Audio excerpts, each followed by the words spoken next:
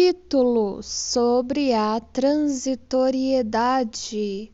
Não faz muito tempo empreendi, num dia de verão, uma caminhada através de campos sorridentes na companhia de um amigo taciturno e de um poeta jovem, mas já famoso. O poeta admirava a beleza do cenário à nossa volta, mas não extraía disso qualquer alegria. Perturbava-o o pensamento de que toda aquela beleza estava fadada à extinção, de que desapareceria quando sobreviesse o inverno, como toda a beleza humana e toda a beleza e esplendor que os homens criaram ou poderão criar. Tudo aquilo que em outra circunstância ele teria amado e admirado pareceu-lhe despojado de seu valor por estar fadado à transitoriedade. A propensão de tudo que é belo e perfeito à decadência pode, como sabemos, dar margem a dois impulsos diferentes na mente. Um leva ao penoso desalento sentido pelo jovem poeta, ao passo que o outro conduz à rebelião contra o fato consumado. Não. É impossível que toda essa beleza da natureza e da arte, do mundo de nossas sensações e do mundo externo, realmente venha se desfazer em nada. Seria por demais insensato, por demais pretensioso acreditar nisso. De uma maneira ou de outra, essa beleza deve ser capaz de persistir e de escapar a todos os poderes de destruição.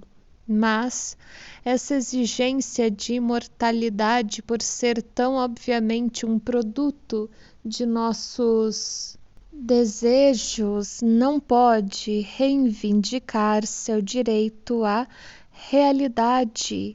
O que é penoso pode não bastante ser verdadeiro. Não vi como discutir a transitoriedade de todas as coisas, nem pude insistir numa exceção em favor do que é belo e perfeito. Não deixei, porém, de discutir o ponto de vista pessimista do poeta de que a transitoriedade do que é belo implica uma perda de seu valor. Pelo contrário, implica um aumento. O valor da transitoriedade é o valor da escassez no tempo. A limitação da possibilidade de uma fruição eleva o valor dessa fruição. Era incompreensível, declarei, que o pensamento sobre a transitoriedade da beleza inferisse na alegria que dela derivamos. Quanto à beleza da natureza, cada vez que é destruída pelo inverno, retorna no ano seguinte, do modo que, em relação à duração de nossas vidas, ela pode, de fato, ser considerada eterna. A beleza da forma e da face humana desaparece para sempre no decorrer de nossas próprias vidas. Sua evanescência, porém, apenas lhe empresta renovado encanto. Uma flor que dura apenas uma noite, nem por isso nos parece menos bela.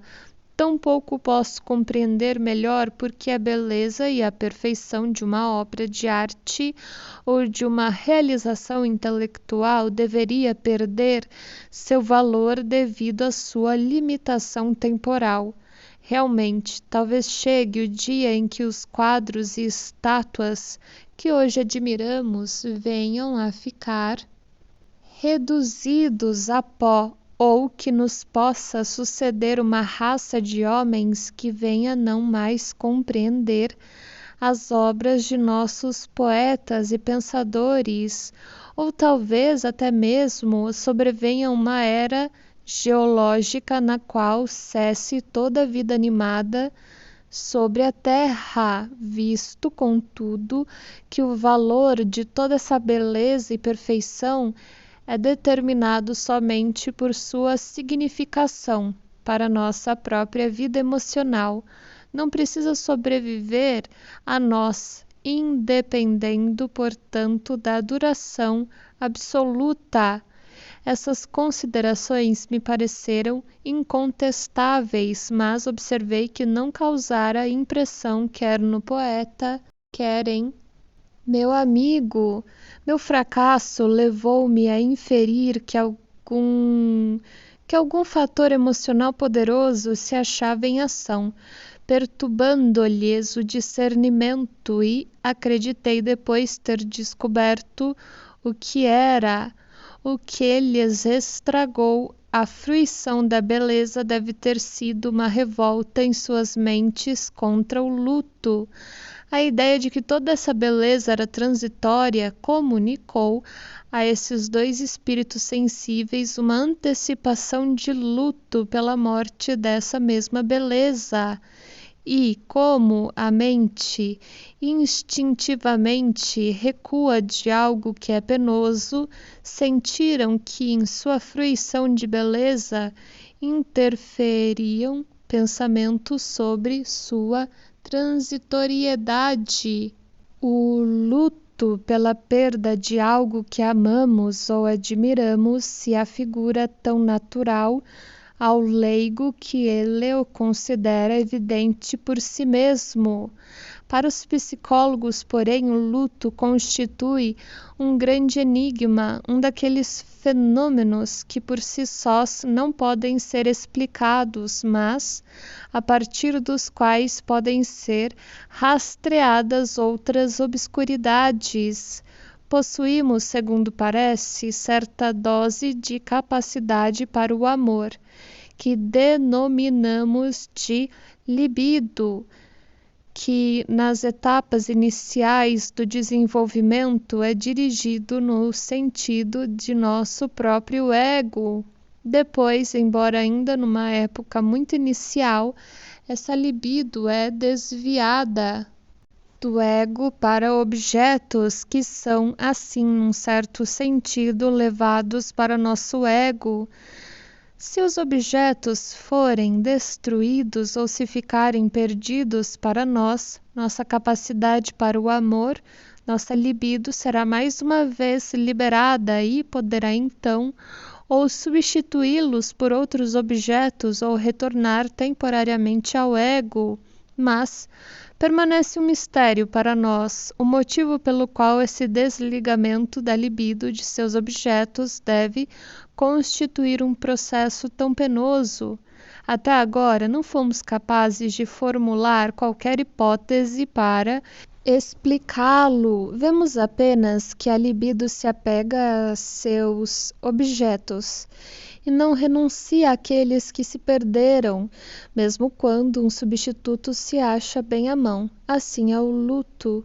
Minha palestra com um poeta ocorreu no verão, antes da guerra. Um ano depois irrompeu o conflito que lhe subtraiu o mundo de suas belezas. Não só destruiu a beleza dos campos que atravessava e as obras de arte que encontrava em seu caminho, como também destroçou nosso orgulho pelas realizações de nossa civilização, nossa admiração por numerosos filósofos e artistas e nossas esperanças quanto a um triunfo final sobre as divergências entre as nações e as raças.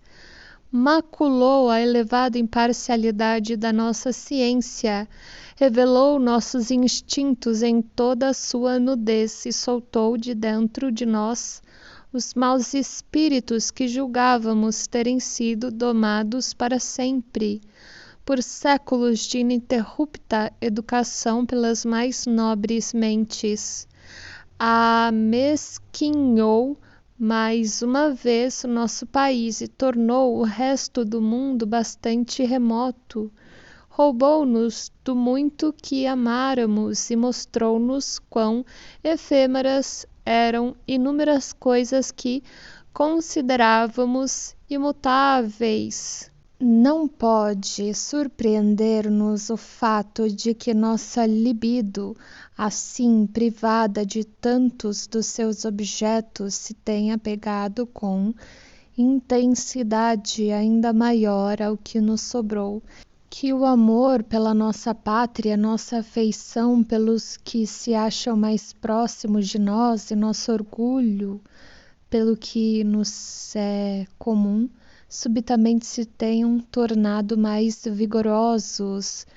Contudo, será que aqueles outros bens que agora perdemos realmente deixaram de ter qualquer valor para nós por se revelarem tão perecíveis e tão sem resistência? Isso parece ser o caso de muitos de nós, só que, na minha opinião, mais uma vez, erradamente, creio que aqueles que pensam assim e parecem prontos a aceitar uma renúncia permanente porque o que era precioso revelou não ser duradouro, encontram-se simplesmente num estado de luto pelo que se perdeu.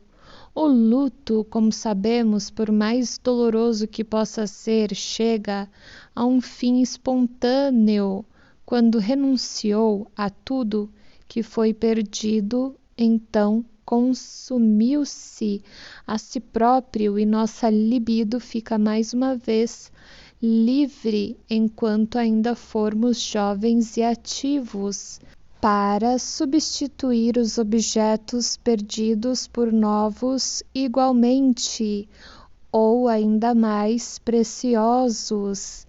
É de esperar que isso também seja verdade em relação às perdas causadas pela presente guerra. Quando o luto tiver terminado, verificar-se-á que o alto conceito em que tínhamos as riquezas da civilização nada perdeu com a descoberta de sua fragilidade. Reconstruiremos tudo o que a guerra destruiu e talvez em terreno mais firme e de forma mais duradoura do que antes.